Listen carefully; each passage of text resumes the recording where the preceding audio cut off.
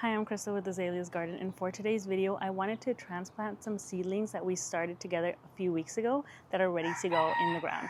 So let's go. So about 2 weeks ago, we started this tray of flowers together, and a lot of them are ready to be transplanted in the ground. Now, there was a few issues that I was a little shocked by, and I'm going to blame it on the weird weather we've had. That's my story, and I'm sticking to it because this has never happened to me before, but never say never. So I will be reseeding a few of these later. What's crazy is that the bachelor's buttons just came up about 2 or 3 days ago, which I didn't even think they were going to show up. So again, I think it's our weird weather. We went from 80s to 60s in like a day, and it's just been back and forth. So that's a little crazy. Now, in my previous video, I supposedly planted a tomato here, which I think is that right there. And I think what happened, because the celosia is so small and there was some wind that day, I think some of them migrated over here, which is fine. We do have the gomphrenias ready to go, 3 of them,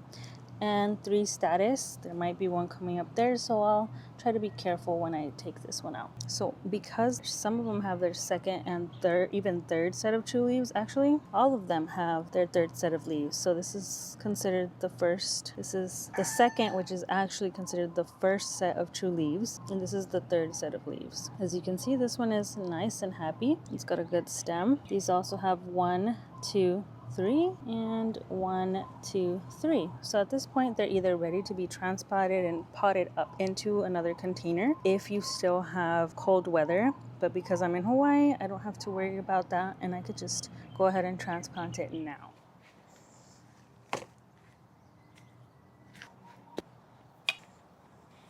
So to transplant is very easy. You'll just take your seedling. I love these plastic pots because they're just so easy. You just push the bottom, which is a silicone, and you carefully pop it out.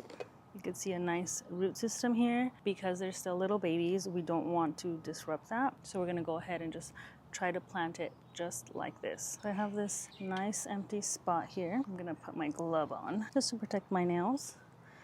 Pull out any new weeds that have come up. So we are just going to plant it right here, this little edge. Just try to make a hole just deep enough for your seedling.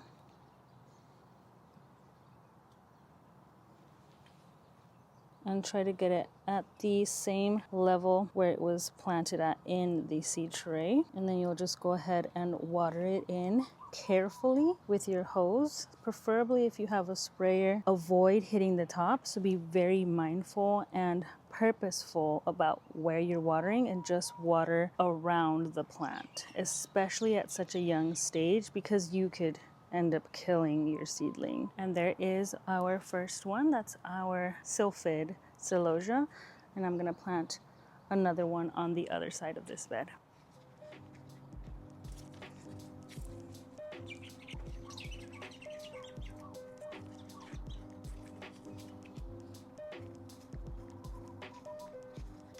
So for transplanting, I would actually basically cut through the middle here, but because I have what I believe to be the tomato, I'm gonna try and just cut around, which might be a little difficult.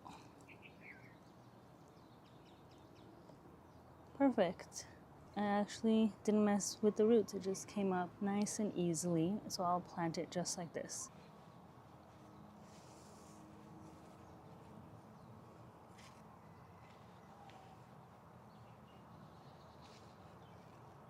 So I did decide to take out that zinnia just because I wasn't loving how scraggly it was. It didn't look like it was going to be a strong plant. So pull out what you don't love and plant what you love.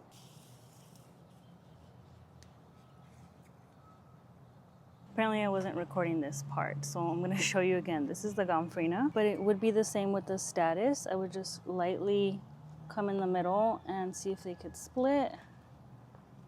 And that's it. So I'm gonna plant these up in separate spaces. Okay, so I'm gonna do some cleanup here and then finish planting my seedlings.